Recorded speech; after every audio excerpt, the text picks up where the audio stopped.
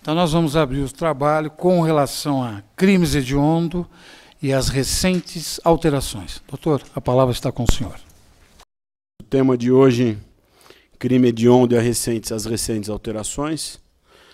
Tentar fazer uma palestra mais dinâmica. Aqui, até por força de como as coisas funcionam em decorrência da gravação, as perguntas têm que serem feitas ao final, mas eu estaria à disposição, eventualmente, se houver alguma dúvida. Então, vamos lá, gente. Hediondo, aquilo que imprime repulsa, horror e provoca indignação moral. Horrível, bárbaro, pavoroso e repulsivo. Alguns sinônimos aí. Se trata de não de um crime específico, em si, de um conjunto de crimes considerados graves e revoltantes e, por isso, são punidos através de penas mais pesadas, né?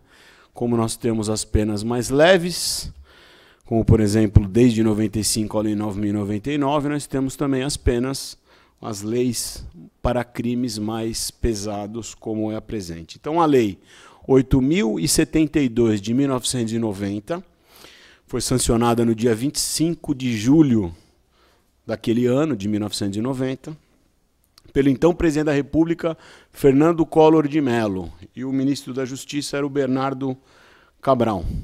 É uma lei curta, é uma lei pequena, se os senhores forem depois acessar, não sei se acessaram, se vão olhar em seguida, é uma lei de 13 artigos, sendo que o que interessa mesmo são 10 e, enxugando mais, o que interessa mesmo são os 3 primeiros. O 11º artigo é vetado, o 12º a relação à sanção, a lei entrou em vigor no mesmo dia que foi sancionada, e o 13º artigo com relação à revogação, revogando-se aí as disposições em contrário. Então ela entrou em vigor no mesmo dia, né, como eu disse, e tem alguns pontos, embora ela seja curta, tem alguns pontos que foram muito impactantes e tiveram repercussões das mais variadas possíveis. Então, o que dizia? Né, que para os crimes hediondos, a pena deveria ser cumprida integralmente. A redação do artigo inicial, em 1990, era integralmente em regime fechado. Então, aquele que respondesse por crime hediondo, a pena inteira iria cumprir em regime fechado, sem direito à liberdade provisória, ou seja, vai responder preso, e sem direito à progressão de regime. Então, é regime integralmente fechado. Esses são os 3 pontos principais que nós vamos falar bastante hoje e que causaram, como eu disse, um grande impacto. Na época, existiam lá, tem um rol de crimes hediondos, e nós vamos falar sobre as alterações. Na época, tinham alguns crimes, não todos, mas, por exemplo, o tráfico de droga, o homicídio qualificado, o estupro, o sequestro, atentado violento ao pudor, extorsão mediante sequestro e qualificado e latrocínio. Eram alguns crimes que, quando entrou em vigor, fazia parte. Então, na época, o Congresso Nacional entregou para a sociedade civil e os operadores de direito um dos instrumentos mais duros de repressão ao crime, né? O país vivia sob uma influência de grandes meios de comunicação e vivia um clima de insegurança. Parece que eu estou falando de hoje, né? Até porque os meios de comunicação na época eram muito mais limitados do que hoje em dia, mas se em 90 era assim, imagina hoje. Então, a sociedade midiática transformou aí violência em espetáculo desde então. A dramatização da violência e o discurso da lei de ordem como salvador culminaram na produção da 8.072 de 90. Nessa década, tiveram alguns crimes emblemáticos que fizeram com que o Congresso agilizasse a tramitação da lei. Até porque o procedimento legislativo é lento. Por exemplo, para uma lei entrar em vigor, você tem ainda mais uma lei de nacional, né, uma lei. Ela tem que passar por exemplo, por audiências públicas. Tem que haver aí audiências públicas para se verificar as alterações, para ver como a sociedade civil entende que deve ser feito. Então, é um procedimento que devia ser lento, e nesse caso específico, ela acabou sendo agilizada e, como eu disse, talvez não, com absoluta certeza, por alguns casos emblemáticos. Desses casos eu vou citar 3, alguns podem ter vivenciado isso, outros não. Um caso é o caso da Daniela Pérez, da atriz, que era atriz da Globo, filha da Glória Pérez, que era diretora. Na época, uma jovem atriz foi assassinada por um outro ator, o Guilherme de Pádua. E foi um caso de muita repercussão e de muita comoção, e isso fez também com que houvesse uma mobilização geral. Imagina nos dias de hoje, com a comunicação da maneira como seria. E esse caso da Daniela Pérez serviu também outro caso, o do sequestro do Abílio Diniz, dono do grupo do ex-dono do Grupo Pão de Açúcar, também foi sequestrado, e isso fez com que tivesse essa mobilização toda. E o terceiro caso, até em respeito ao nome crime hediondo, bem mais pesado, é o caso do ex-deputado federal e coronel Idelbrando Pascoal. Ele era o líder de um grupo de extermínio que agia no Acre. Ele foi condenado por diversos crimes, dentre os quais o de vitimar um cidadão de apelido Baiano que teria participado da morte do seu irmão. Então o deputado teve o irmão morto, apurou-se informalmente que o Baiano teria esse envolvimento. Então o Baiano foi torturado, foi morto, teve braços, pernas e as genitálias amputadas e foram com motosserra, e os restos mortais do Baiano foram jogados numa avenida da capital do Acre, de Rio Branco. Então, esses casos, como acontece hoje, não é diferente, fizeram com que o poder público tivesse que dar uma resposta. E a resposta foi o endurecimento das penas, daí a lei de crimes hediondos. 16 anos após a lei entrar em vigor, teve os famosos ataques do PCC, né? Com explosão de ataques nas ruas e demonstrando um descontrole do Estado, principalmente nos que se passava e se passa ainda dentro dos presídios. Então, na época, 76 presos foram transferidos. Desses 76, alguns eram líderes de facções criminosas do PCC. Então, ocorreram ataques a bancos, a bases da PM, a delegacias. E essa zona de insegurança deu força para quem defende aí a tal da tolerância zero. O ILANUD, para quem não conhece, é um Instituto Latino-Americano das Nações Unidas para a Prevenção do Delito e do Tratamento do Delinquente, fez uma pesquisa em São Paulo e no Rio de Janeiro, uma pesquisa ampla, de longo prazo, de 1983 até 2003. E concluiu que não houve a redução dos crimes a partir de 1990, muito pelo contrário, houve um aumento. Então, o fator de inibição por uma lei mais grave, que era o intuito do legislador, era o intuito do poder público na época, não foi eficaz, né?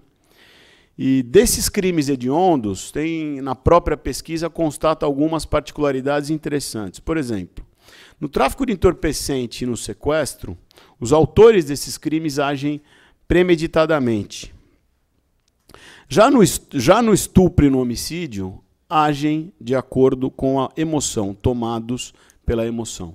Então, o tráfico e o sequestro aumentaram a partir da década de 90, e uma desaceleração ocorrida a partir de 1995 não é atribuída à lei, e sim atribuída ao Disque Denúncia, que, sem sombra de dúvida, foi um fator de combate ao crime muito eficaz. Em São Paulo, na mesma época, a população carcerária dobrou. Isso é importante que se fale, não que era uma maravilha, mas piorou muito a situação, né? E por que dobrou? Porque entraram mais presos no sistema? Não. Justamente porque os presos não saíam. E está aí um grande problema. Quando a lei veda a liberdade provisória, quando a lei veda a progressão de regime, isso faz com que tenha aí um sistema mais degradante, né? O maior tempo de detenção gerou o quê? Um total desequilíbrio no sistema. Por quê? Cresceu a ociosidade dos presos, porque a demanda por trabalho não dava para ser atendida, não dava para ter emprego ou trabalho para todos os presos no decorrer do seu cumprimento da pena. tinham menos funcionários por preso e, consequentemente, tinha mais problema para gerenciar os espaços. Então, para você ter uma ideia, dado de hoje uma informação de um presídio que eu tive recentemente, que tem capacidade para 700 detentos, e ali tem 2.100. Né? Desses 2.100, tem um enfermeiro para atender todos. Vou só fazer uma parte aqui para cumprimentar minha querida amiga Maria Lúcia. Obrigado pela presença.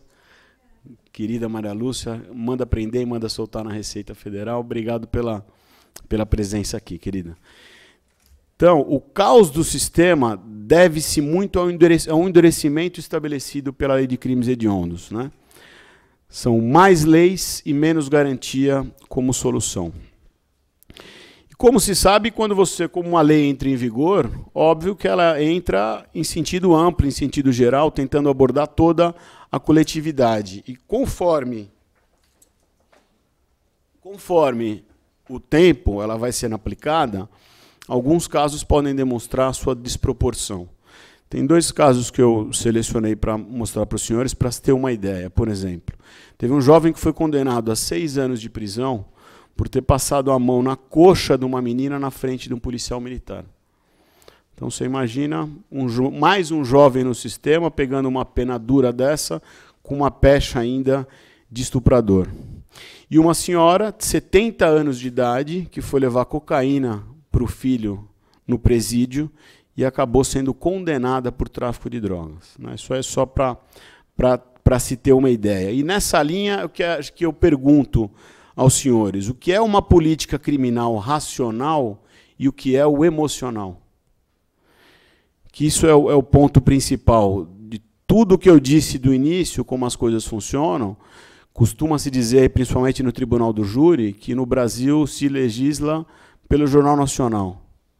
Então, infelizmente, o poder da mídia com os casos horrendos que ocorrem, a resposta sempre é uma lei penal a mais, fazendo com que... E não é uma coisa nova também, infelizmente.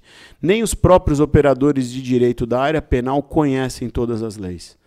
Até porque o que deveria haver, que é uma codificação, todos os crimes estarem no Código Penal, é praticamente impossível. A quantidade de legislação extravagante é muito grande, e isso aí dificulta também a atuação de todos os profissionais envolvidos. Então, o que é política criminal racional, que é o que deve ser feito, sem sombra de dúvida, e até que ponto a emoção pode alterar esse quadro. A mídia induz a emoção. Isso aí é inegável. O aumento de criminalidade, também a gente tem que analisar por vários fatores. Eu tive, há uns 2 meses atrás, eu represento a OAB no Conselho de Estado, ligados a direitos humanos. E foi um coronel da PM de Direitos Humanos fazer uma apresentação, e óbvio que há uma pressão muito grande, dada a criminalidade que nós estamos atravessando. E aí ele mostrou, num gráfico, algumas coisas que a gente para pensar e realmente tem uma repercussão muito grande, às vezes até difícil de mensurar. Se for analisar, não vou falar o número exato, porque eu não me recordo da apresentação dele, mas de 2003 para cá, são 8 milhões a mais de pessoas na nossa cidade. E o gráfico também no aumento de veículos é assustador, vai numa proporção muito grande. Então é lógico que com o aumento vai gerar problemas dos mais variados, como, por exemplo, o aumento do crime patrimonial. A solução, em termos de política criminal racional, sempre vai ser através da inteligência e da estratégia de políticas públicas bem feitas. E existem vários trabalhos muito bons, isso é inegável. Inclusive, no próprio sistema penitenciário tem trabalhos maravilhosos. Porém, eles acabam atingindo uma massa muito pequena e acaba sendo nem é tão visível para a gente sentir esse impacto. Então, a solução, sem sombra de dúvida, é essa.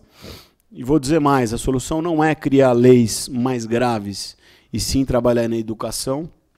E aí, outro dado para os senhores, dado da Associação de Pais e Alunos do Estado de São Paulo, 50% dos professores da rede pública já foram agredidos em sala de aula. Então, você vê o problema. A gente tem um número muito grande de faculdades, universidades, o curso superior passa a ter uma demanda muito grande porque virou uma indústria, e a educação na base ela realmente é um problema crônico. Enquanto não se começar a mexer nisso, eu espero estar errado, mas vai ser difícil nós encontrarmos aí uma solução a curto prazo. Mas, sem sombra de dúvida, a educação aí é a solução. Isso aí, os especialistas se reunindo, com certeza vão chegar nessa conclusão, ainda que nós tenhamos que ter políticas criminais também a ser adotadas, por óbvio, até porque o interesse coletivo tem que ser atingido. O DPEM, que é o Departamento Penitenciário Nacional, divulgou alguns dados em 2010 sobre os crimes hediondos. E nele, indo na mesma linha que a gente está dizendo, houve um aumento de 31% dos crimes hediondos no período de 2005 a 2009, né, demonstrando que a política atual ela é falida, e, além do mais, com a discussão atual agora da redução da maioridade penal. Se o sistema já está assim, se demonstrando que a partir de 1990 você começou a colocar os presos de uma forma que eles não saíam, isso aí virou um caos, não está resolvendo fazer a mesma coisa com os menores, se for analisar, ainda que todas as visões tenham que ser respeitadas, com certeza vai dificultar e vai piorar o sistema de uma maneira geral. O déficit de vagas é um problema grave no sistema, por isso, né? Mas outro dado para os senhores terem uma ideia. Em 1980, nós tínhamos 15 unidades prisionais no estado de São Paulo. Não era nem a Secretaria de Administração Penitenciária, que só foi criada depois dos anos 90, foi a primeira SAP do Brasil. Então, em 1980, nós tínhamos 15 unidades prisionais. Hoje nós temos 170. Fiz questão de, pelo menos, falar um pouco para os senhores de como é uma lei antiga, é uma lei que é conhecida, é de 1990, mas só para fazer essa análise preliminar de como era e de como as coisas caminharam de lá até aqui. E, com o passar do tempo, como tudo, a lei entra em vigor, e aí começa a ser aplicada às criminais, depois os assuntos são submetidos aos tribunais de justiça, até chegar nos tribunais superiores, demora um pouco. Até porque, principalmente, no estado de São Paulo, por exemplo, o número, se você pegar estatisticamente, é difícil os processos subirem para os tribunais superiores, o Tribunal de Justiça acaba dificultando um pouco, pela própria estatística pode dizer isso. Mas, enfim, então toda essa discussão demanda tempo. Então, só em 2006, né, 16 anos depois que a lei entrou em vigor, e já houveram várias decisões dos tribunais superiores, inclusive algumas recentes, e aí o que foi decidido? Decidiram, óbvio, né, que essa vedação à liberdade provisória, essa vedação à progressão de regime, ela é completamente inconstitucional.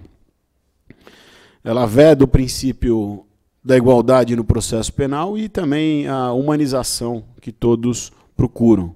Então, em cima disso, a liberdade provisória ela é permitida no caso de crime hediondo, embora a gente saiba que, na prática, isso não ocorre, é muito difícil. A regra é que aqueles delitos praticados com emprego de violência e de grave ameaça, eles tenham uma dificuldade maior e que os presos respondam a esses processos detidos, né, que os autuados respondam a esses processos detidos.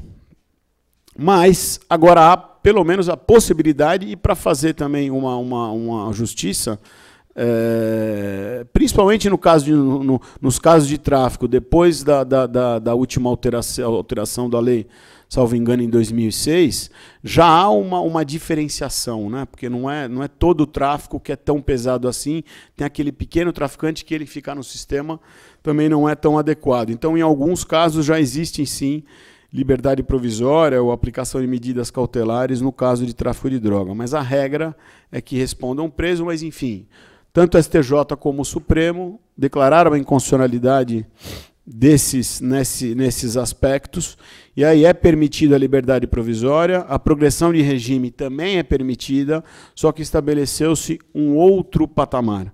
Então, para aqueles que respondem por crime hediondos e são primários, bons antecedentes, residência fixa, o cálculo que se faz é com 2/5 da pena. Então, você vai progredir com 2/5 da pena. Caso já seja reincidente, o cálculo aumenta para 3/5 da pena no caso de progressão. O que permanece é a impossibilidade de anistia, graça e indulto.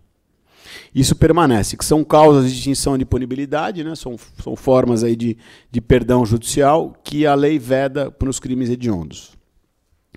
Falei para os senhores agora sobre medidas cautelares, né? Rapidamente. Em 2011, a Lei 2.403 alterou a prisão no Brasil de maneira geral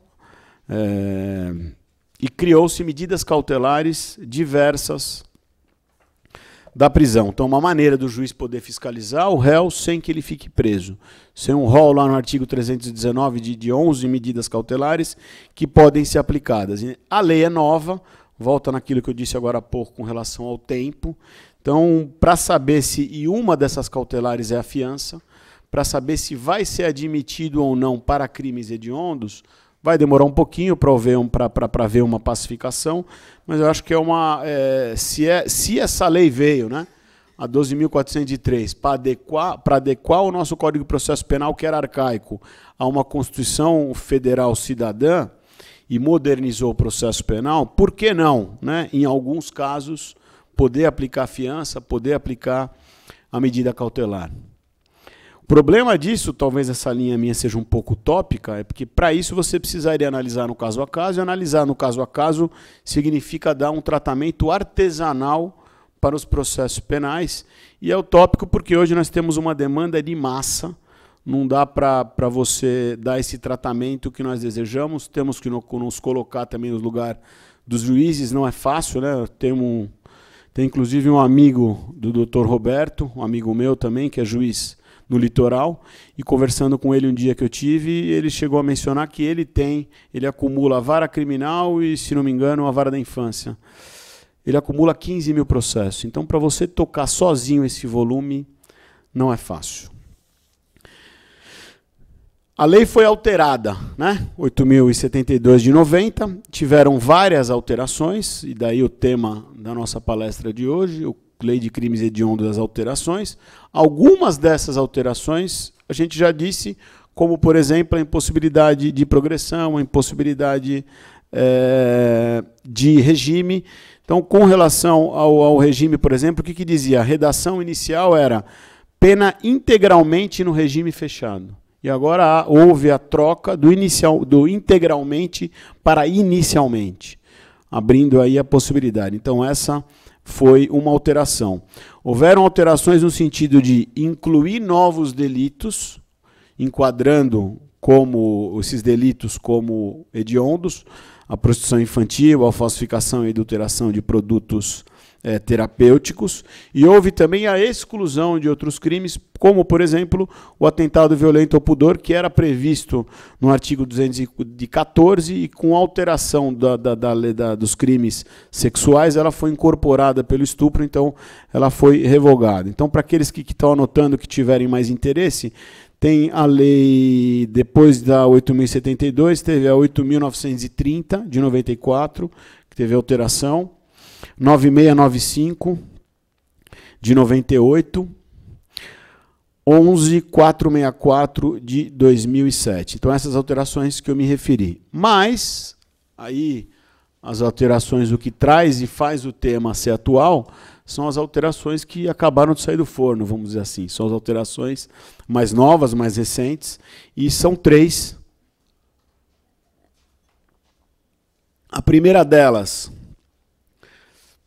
com relação a um grupo de extermínio, por quê? O homicídio qualificado sempre foi considerado crime hediondo. O homicídio simples, não. Então, o que diz hoje? Tinha um homicídio qualificado e foi incluído, dizendo que o homicídio, quando praticado em atividade típica de grupo de extermínio, ainda que cometido por um só agente. E aí o exemplo que eu dei do Hildebrando foi justamente por isso, que é o caso característico, quando existe a ausência do Estado, há essa influência aí de milícias, vamos dizer assim, ou no popular, de justiceiros, de pé de pato, de matadores de aluguel, como que sejam, que queiram nominar.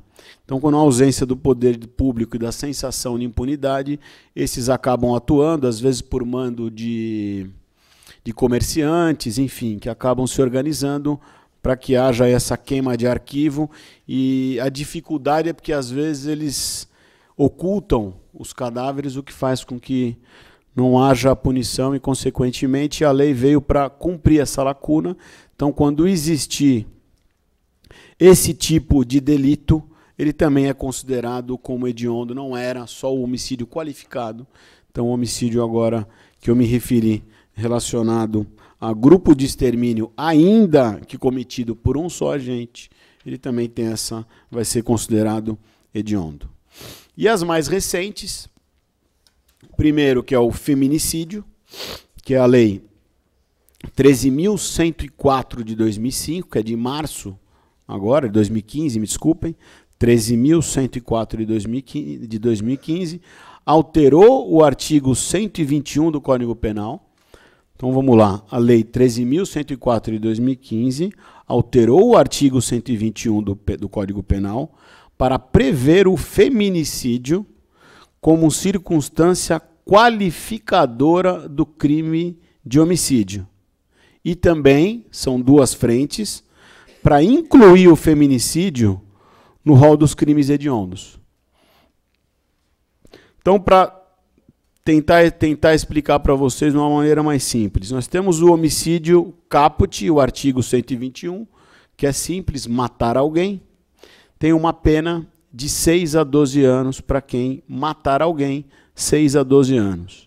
No próprio 121, no parágrafo 1º, há a previsão do homicídio privilegiado, que prevê o quê? Se o agente, se o réu agiu diante de violência e emoção, falando bem rapidamente que não é essa questão, há uma redução de pena de 1/6 a 1/3 da pena. Então, tem o caput, tem o parágrafo 1º, que é o homicídio privilegiado, o famoso privilégio, e o parágrafo 2º é o homicídio qualificado. Aí que houve a alteração. Então, o parágrafo 2º, qual que é a diferença, né? Tem um desembargador, Cassiano Ricardo Jorge Rocha, que foi presidente do 5º Tribunal do Júri. Sou fã dele, porque era muito difícil você ser unanimidade, e no 5º Tribunal do Júri, quando ele entrou, o tribunal era um lixo, desculpa o termo, com pauta de julgamento de até 3 anos para frente.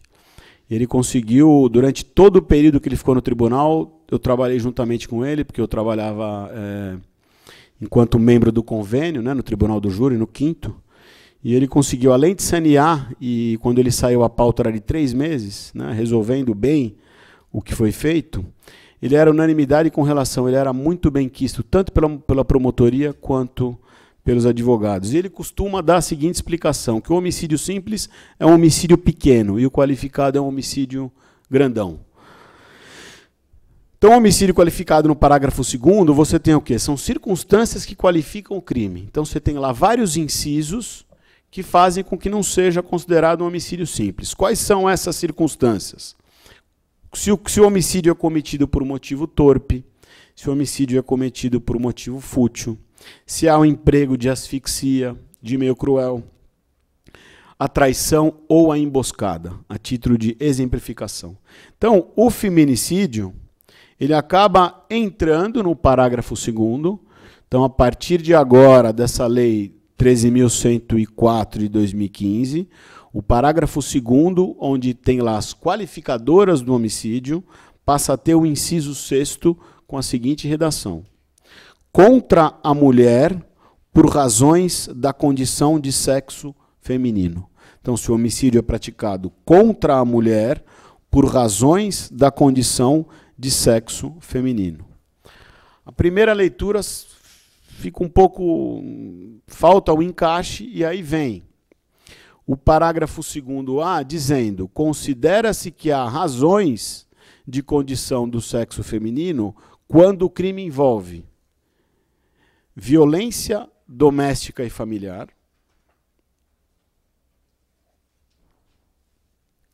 menosprezo ou discriminação à condição de mulher. Então, quando o crime é praticado contra a mulher, no caso de violência doméstica e familiar ou menosprezo ou discriminação à condição de mulher, trata-se de um homicídio qualificado. E aí, em continuidade, no parágrafo 7, que prevê as causas de aumento de pena, tá? Homicídio qualificado, e aí tem as causas de aumento de pena, que diz o seguinte: se o feminicídio é praticado durante a gestação ou nos 3 meses posteriores ao parto, contra menor de 14 anos, maior de 60 ou com deficiência. E o terceiro, na presença de ascendente ou descendente da vítima. Nessas 3 hipóteses de aumento de pena, a pena pode ser aumentada de 1/3 até a metade. Então você endurece bem o homicídio praticado contra a mulher. Isso já é uma tendência também aqui do Brasil por vários aspectos. A Lei Maria da Penha veio justamente para tentar inibir. E aí dados para os senhores, de 2000 a 2010, 44 mil mulheres foram assassinadas no Brasil. 44 mil. Dessas 44 mil, 40% dentro das suas casas. Daí a redação que foi dada ao que eu li para os senhores. Então, são mais de 10 mulheres assassinadas todos os dias nessa condição. Essa lei foi sancionada em 9 de março de 2015 e já entrou em vigor. A outra lei, que é mais nova,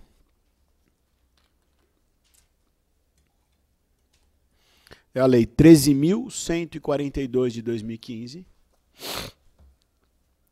E alterou, o que diz essa 13.142 de 2015? Alterou os artigos 121 e 129 do Código Penal e o artigo 1º da Lei de Crimes Hediondos, que é 8.072. Como eu disse para os senhores no início, são os 1º e o 2º artigo da lei que sempre tem as mudanças e são aí os artigos mais importantes. Então, 121 é o que a gente estava tratando agora há pouco, matar alguém. 129 é a lesão corporal. Então, essa lei 13.142 de 2015 altera o Código Penal nos seus artigos 121 e 129 e também o artigo 1º da Lei de Crimes Hediondos. E da mesma forma, através da lei, foi incluído um novo inciso qualificando o crime quando a vítima for policial. Isso aí também teve foi bastante abordado pela mídia. E o que diz, então, com a nova redação? O feminicídio estava previsto, que nós mencionamos agora há pouco, no homicídio qualificado, incluiu o inciso 6º, né, que é praticar o homicídio contra a mulher. Então, essa lei veio, no mesmo parágrafo 2º do artigo 121, incluir o inciso 7º do parágrafo 2º do artigo 121. Então, diz o quê? Se o homicídio é praticado contra a autoridade ou agente descrito nos artigos 142 e 144 da Constituição Federal, integrantes do sistema prisional e da Força Nacional de Segurança, no exercício da função ou em decorrência dela, contra cônjuge, companheiro ou um parente consanguíneo até 3º grau, em razão dessa condição. Então, logo no início do inciso, menciona o quê? Contra a autoridade ou agente descrito nos artigos 142 e 144 da Constituição Federal. O que diz o 142 da Constituição Federal? Forças Armadas, quem são, né? Quem está protegido? Os membros das Forças Armadas, os integrantes das Forças Armadas, Exército, Marinha e Aeronáutica. E o 144 da Constituição Federal, Polícia Federal, Polícia Rodoviária Federal, Polícia Ferroviária Federal e as polícias civil, militar, corpo de bombeiro e guarda municipal.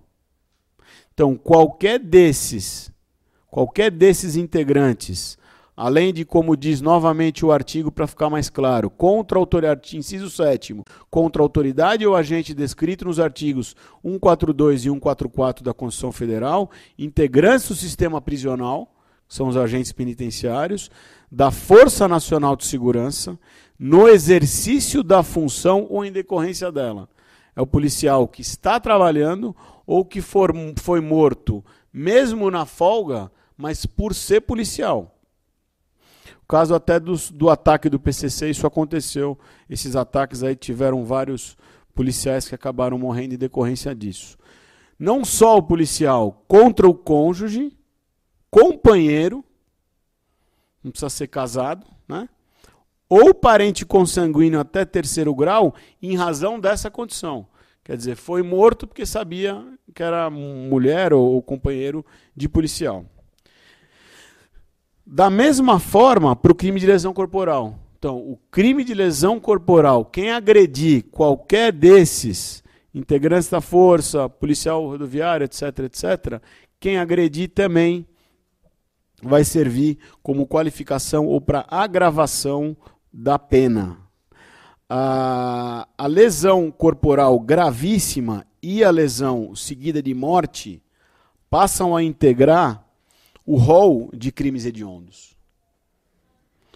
Então, como eu disse, a alteração, essa lei que passa a considerar o homicídio contra policial homicídio qualificado, alterou o 121 e o 129 para incluir isso, e alterou também o artigo 1º, incluindo a lesão corporal gravíssima e a seguida de morte, passando essas a integrar o rol dos crimes hediondos. Para vir aqui conversar com vocês, primeiro que eu tenho uma preocupação de não ser cansativo, né? Que isso é uma... Segundo, porque nós estamos tendo palestras aqui 3 vezes por dia. Então é uma demanda muito grande e faz com que a gente tente ser um pouco mais conciso tentando abordar. O tema é um tema muito amplo. Então eu tentei trazer um pouco do passado, falar um pouco dessas leis novas que entraram em vigor e que possivelmente eu, por exemplo, não trabalhei em nenhum caso, não atuei em nenhum caso onde elas foram aplicadas, então é uma questão realmente muito nova, daí a expressão que acabaram de sair do forno. O principal, na minha opinião, que nós, o Departamento de Cultura, é sempre fomentar a reflexão. Acho que nós, como operadores do direito, nós temos que participar mais desses assuntos que são muito importantes para a sociedade civil. Então, esses eventos que o Departamento de Cultura realizam, sem sombra de dúvida, servem para isso, para fomentar a reflexão, que a gente possa refletir sobre o tema, para poder formar uma opinião e aí sim na conversa pelas ruas, com parentes, com estudantes, enfim, para que a gente possa, com esse trabalho de formiguinha, tentar construir aí um sistema penal um pouco mais justo, um pouco mais harmônico, se é que isso é viável diante de tantas mudanças e diante do aumento aí da população como um todo, né? Então eu espero ter, de uma maneira ou de outra, colaborado, né, nesse sentido. E eu sempre gosto de encerrar a minha fala, até por saber como hoje em dia nós somos discriminados, sempre lembrar, né, a todos os senhores e a todos nós, que o advogado criminalista não defende nem o crime nem o criminoso. Nós defendemos o direito. Obrigado pela paciência de vocês e se houver alguma pergunta aí, eu estarei à disposição.